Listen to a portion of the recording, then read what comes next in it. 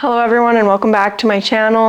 Alright guys, so in this video I just wanted to go over the process that is involved in obtaining registration for a vehicle that does not have registration. In my case, I'm doing a registration search for a Sportster that I purchased about a month or two back. So I just wanted to share with you guys the process and all of the steps involved. And I live in British Columbia, Canada, so I'm dealing with ICBC. So this process may be different for you depending on where you are. But if you're in the province of BC, then this will help you out. The last registered owner search is the first step in the process of being able to obtain new registration for your vehicle. So what you're going to need to do to be able to start a last registered owner search is you're going to have to contact the Driver Testing and Vehicle Information Center in North Vancouver, BC. You are going to want to have proof of ownership. So you want to be able to prove to ICBC that you've actually legally purchased this vehicle. So what you're going to need is either a completed bill of sale that has both your and the seller's full name and addresses on them, as well as your signatures. You're going to want the date of the purchase, the location of the purchase, address, etc. And you're also going to want to have the vehicle VIN number on there, as well as the selling price.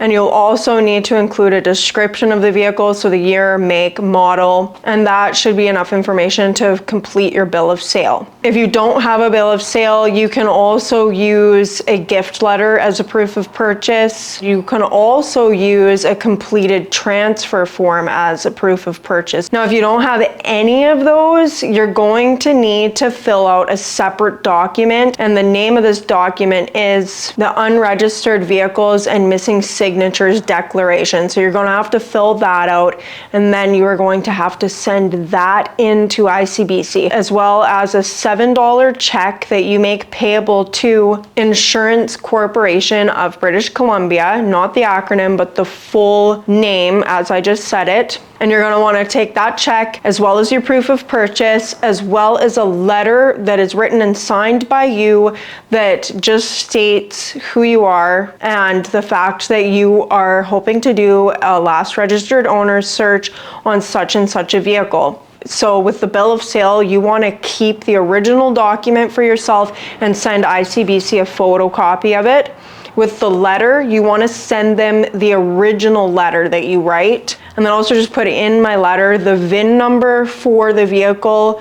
I had the VIN number in my letter as well as on the bill of sale because I had a few other items listed on this bill of sale. So I just wanted to specify which VIN number I was actually wanting this last registered owner search to be done for. So now with that letter, with my bill of sale, with my proof of purchase completed with all the information that was necessary, and my $7 check, I put it all in an envelope and I mailed it off to the Driver Testing and Vehicle Information Center in North Vancouver. And then after that, you just kind of have to wait. So I got my letter back from ICBC just a few days ago, so it did take about a couple weeks.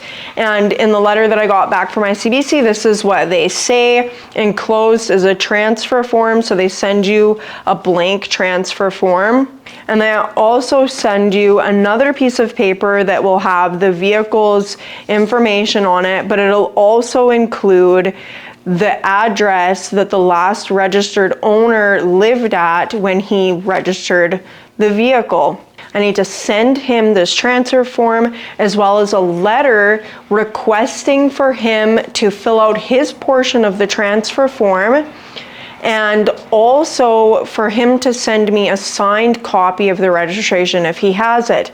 Very importantly, you have to send it off as registered mail, so that if it does not reach the person who last had the vehicle registered, it comes back to you. And you also want to keep your postal receipt for the registered letter that you send, because if you don't get the letter back and you don't hear anything back from this person within 30 days, you're going to bring your postal receipt and all the other information that you have to your ICBC office, and then you are going to have them help you complete the process there. So now that I am at this stage in the process, I just need to send my transfer form and my letter requesting for the last registered owner to fill out his section of it. and then I just have to wait and see if I hear anything back. So that's what I'm gonna do. I'm gonna put this all in an envelope, and then I will see you guys when I hear back. Hey guys, so it's been about a month and a half now since I sent off the registered letter. I finally got the letter back, and it's actually been opened by somebody. Not sure who it may have been opened by, but I'm just hoping that that doesn't affect my registration search, because ICBC makes it pretty clear that you're not supposed to open up the letter if it gets returned to you. And it says to bring in the registered letter if it gets returned to you, and to bring it in unopened, or if the registered letter does not get returned to you, to bring in the receipt from the post office that shows that you sent the letter. So I'm gonna bring them both in, and I'm just gonna see what they tell me to do next, because I'm not quite sure of the process from here. I can't remember. It's been about 12 years since I had to do this. All right, so I just got to the insurance place, and hopefully this goes smoothly.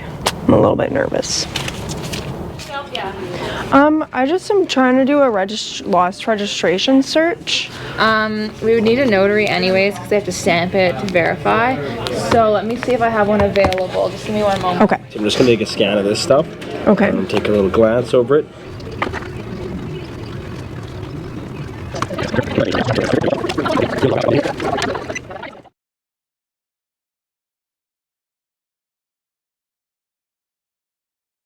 There's that guy all registered in your name, and I'm just gonna go grab photocopies of all these documents here, and I'll give you the originals back. I'll be right back. Okay, cool. All right, guys, it's a few days later, and I'm back in my shop. All things considered, this was a totally smooth process, and it was actually just kind of like it was the last time I did one, but it had been about 12 years since I did have to do a title search the last time on a vehicle, so I just forgot how simple of a process it was. The guy there, the notary guy, he basically just looked over, he just checked everything, looked in the envelope, read the little letter that I sent to the ICBC, and just made sure that everything was good to go, and basically just printed me off some new registration. So anyway, guys, I hope this was helpful to anybody who's out there maybe wondering how this all goes.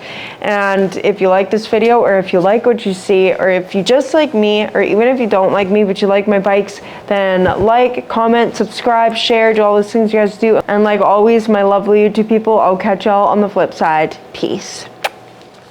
I